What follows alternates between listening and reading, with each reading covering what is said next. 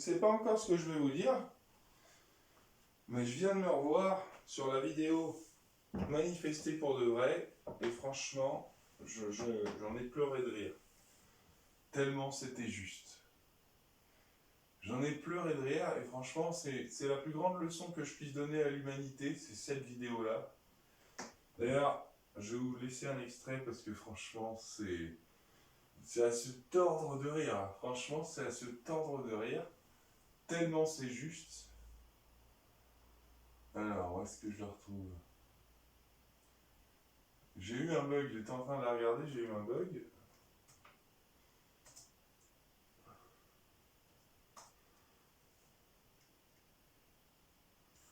Alors, voilà, manifester pour de vrai.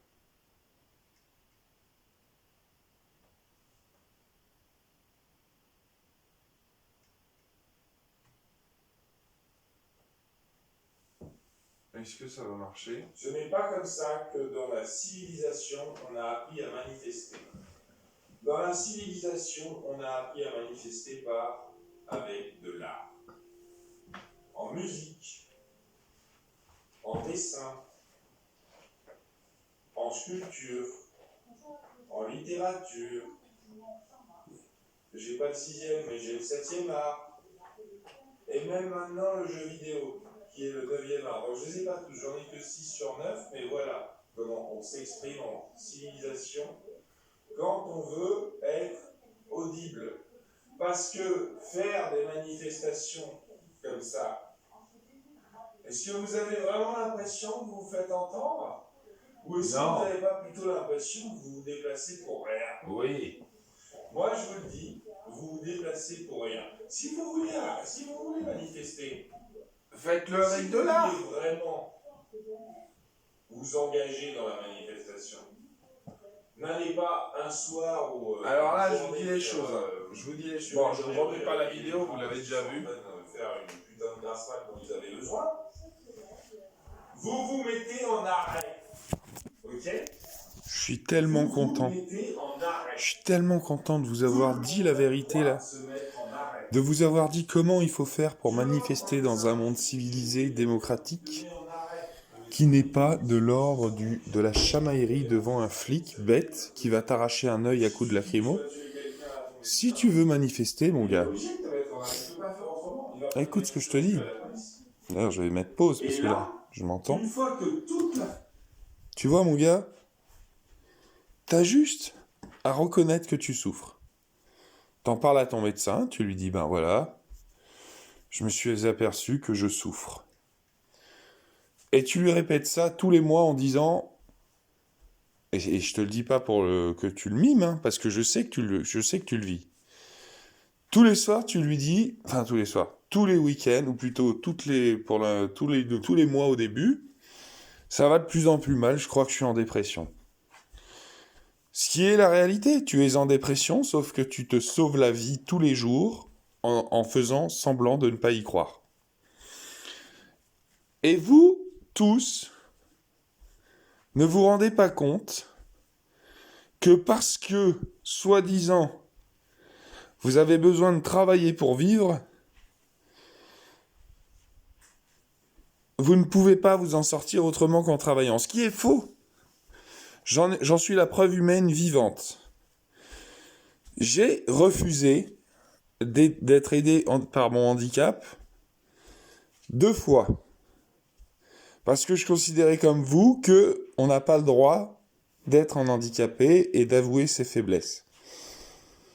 Et quand j'ai enfin avoué mes faiblesses, parce que j'en pouvais plus, que j'ai dit vraiment, je l'ai dit à ma psy, je lui ai dit je vais tuer quelqu'un, elle m'a dit bon, je vous mets en arrêt. Et j'ai eu les arrêts totalement payés pendant 8 mois.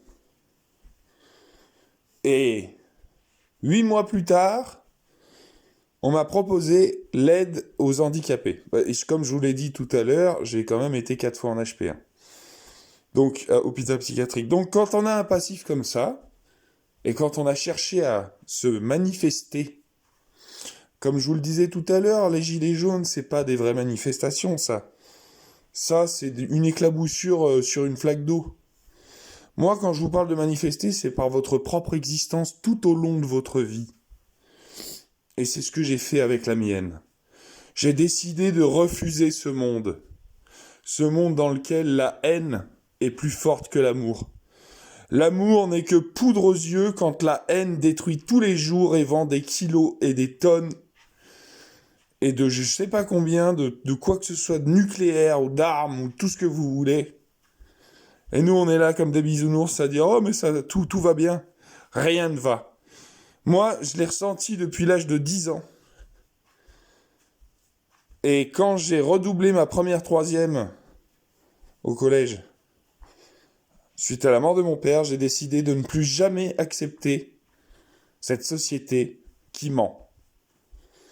C'est pourquoi je vous ai fait cette vidéo jusque-là, où je vous parlais de loin, et c'est pourquoi je vous fais celle-là.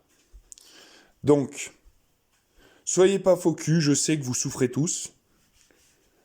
Avouez-le à votre médecin, mettez-vous tous en arrêt, et là, si vous osez faire ça, vous manifesterez votre droit à la justice sociale. Se mettre en arrêt quand on est mal, l'État te dira que c'est normal. Et que si tu le fais pas et que tu fais comme les agriculteurs, comme dans le film Au nom de la terre, le mec il se met jamais en arrêt et quand il se le met, pour lui c'est définitivement la voie du suicide. Non! La voie du suicide, c'est de refuser de croire qu'on a le droit. On est dans un pays de droit, les amis. Dans un pays de droit, tu as le droit de te mettre en arrêt aussi longtemps qu'il le faudra. Et en général, au bout de 3 semaines, ça va mieux. Moi, ça ne pouvait pas aller mieux. Je vous raconterai plus tard. Je vous l'ai dit, je vous explique là. Mais là, ça va être trop long, donc je vais faire 2 vidéos pour ça.